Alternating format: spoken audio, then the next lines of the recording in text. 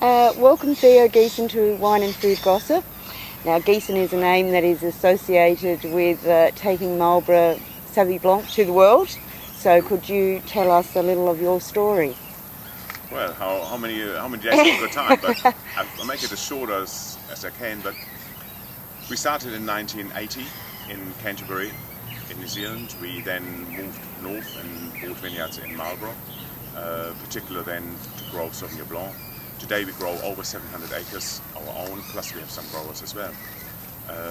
Sauvignon Blanc is 99% of our production, and we crush about around 6,000-7,000 tons a year. We do make other varieties like Pinot Gris, Chardonnay, Pinot Noir, some Riesling. But Sauvignon Blanc is our love, is our passion. Okay, and I've having tasted some of your wines over the last couple of days, you're moving into a new area with your Sauvignon Blanc. Yes, very, very much so. We find Sauvignon Blanc is long regarded as, like by some people, like a cash cow. It's just a save, and while it accounts for 90% of revenue, for most people, they spend disproportionate time on other grape varieties, which they say are more interesting. But we feel like you can make it interesting, and the wines we showed you, I think, showed that. And we experiment with various barrel ferments, wild yeast ferments, similar what, say, Tecoco, how we have done with Tecoco. There's a whole new dimension of wines come out, less fruit driven, more layers of characters built into them, and it's just about like a minefield too. There's so many options. Yes. Now, as you said, you've been there since the 1980s, when I'm sure it was a very small concern, the New Zealand wine industry. Very much so. I mean, we were licensed number 72, so there are only 72 wineries in New Zealand. Today we're close to 700, and that shows how the industry mushroomed and came away from its old origins to make wine for church, fortified wines and various sweet wines, where now the new industry really started then. It started when we started, but that's not up to us, it's just the way things happen. Yeah. And I think it's coincided also with major changes in the food scene, where when I first came to New Zealand, I'm honest, food wasn't very exciting at all. There were a few fine dining restaurants where you had silver service and French style cooking, where today you just about can't go wrong. You get great coffee everywhere. You get great salmon dishes, vegetarian dishes, name it. Sushi, sashimi, it's changed tremendously. What is your present favourite food and wine combination? Well, the food I like, I'm personally, I eat a lot of seafood, and if you want to treat me now, I have oysters with some Sauvignon Blanc. Just natural oysters, a little bit lemon juice over. I don't like them, I'll eat them Calpatric sometimes, or with other little dippy sauces or so, but I still find raw oysters with lemon, nothing beats it. Okay, now in the last few years we've started to see a few sparkling Sauvignon Blancs come onto the market. Could you give us a bit of an insight into?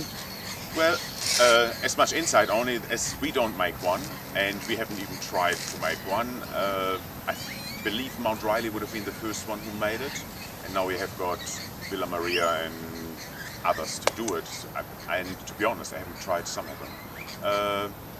It's another way, I guess, Sauvignon Blanc can go.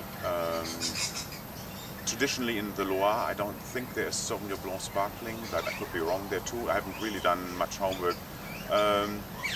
Put it that way, for me personally, I think as a still wine, as Marlborough Sauvignon Blanc, we still have to discover more terrain, so to speak, more countries and at the end, Marlborough is a very confined region where they can grow it. So I think stick to the still wine and work that and distribute that around the world, and you're doing fine. Okay. Do you recall your first wine experience, your first tasting of wine? As a child, you mean? Is that when you started as a child? Well, yeah. My parents were not associated with the industry at all. We had a little vineyard behind the house. As you probably found out, I'm from Germany originally. Came 30 years ago to New Zealand, and so it was like, I always say to people, it's like in New Zealand or in Australia, you have a bit of a 5-acre block and you have some sheep and a bit of a cattle or cow or something, a lifestyle, and that's what we had behind the house, and most people have that. The wine was harvested and then given to a cooperative or to a winemaker who then gave you credit, and we drank wine at home. So my parents had that, and I can remember very early on, Dad would say, "Oh, Mum, would you like to try that?" We have a little sip, and I think you start off then when you're 15, 16, 17, 18. I very much remember having sweeter wines then, trying sweet, and gradually coming off that rather quick. And yeah, so white wine predominantly, because Germany is white wine orientated, and as we traveled in Europe, we were exposed to Italian and French wines and so on. Oh, okay. But with wine, the beautiful thing is you ever can experience every vintage is new, new varieties, new styles develop, and it's a fascinating industry. And I always say to friends who are, say, in construction and doing a great job in making roads and high-rises, while that is probably satisfying too, it's nothing more satisfying than to plant a vineyard, see them growing up, harvesting them at some stage and making wine out of it. It's a very satisfying thing. Now, dead or alive, who would you most like to sit and have a drink with? It's a question I never thought about it. I have a drink with my wife, I have a drink with my family, with my friends, Yes. and great people. Not really. I think wine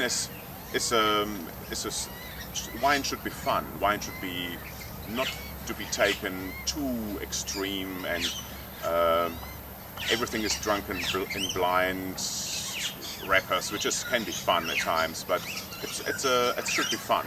You can talk for hours about country blocks, but it's not so fascinating. Yes, not so much fun probably. No.